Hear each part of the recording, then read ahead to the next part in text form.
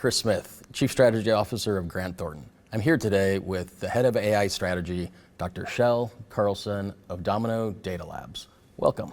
Oh, Chris, thank you very much for having me. It's been an exciting year full of AI evolution. And, last time we spoke, you talked a lot about how you feel there's been a huge emphasis on the ethics of AI. However, the governance of AI probably has some ways to make up. Can you share a little bit more about that? Yeah, absolutely. I mean, it's one of those things where AI ethics is obviously very important, but in reality, when it comes to enterprises, there are only a small set of AI use cases that actually have ethical implications. Versus governance. Governance is about managing risk, and those are ethical risks, but those are also legal risks, and even more importantly, business risks. It's for all your AI use cases, if you can't ensure that your models are functioning reliably, accurately, and to align to the business need, then we might as well go home.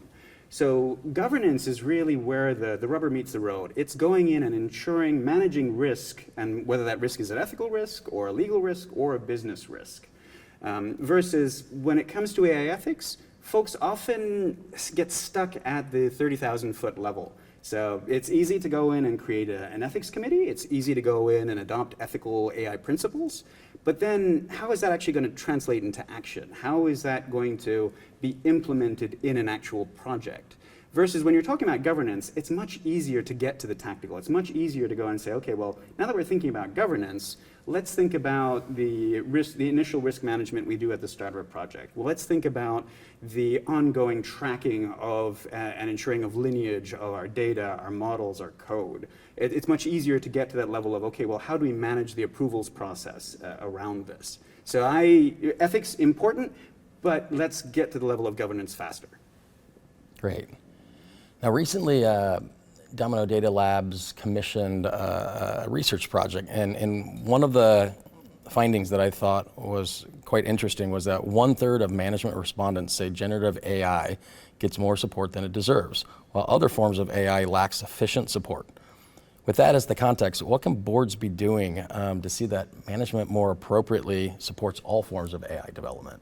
Yes, and my apologies for caveating again, but this is one of those areas where, generative AI is amazing. It is cool, it is fascinating. The amount of progress that we've made on it is incredible, and I bear a certain amount of responsibility for driving the hype around this. I'm first trying to get folks to really embrace this and get excited about this back in 2021, a good 18 months before ChatGPT went live. But folks have rotated just far too much. When it comes to these generative AI use cases, they're very immature. The technology is there, but our organizations aren't really there in terms of being able to figure out what it's good for, aligning it to value. What are the killer use cases for it, and how do we go in and have the processes and the people, as well as the different technology components to get these things to actually work.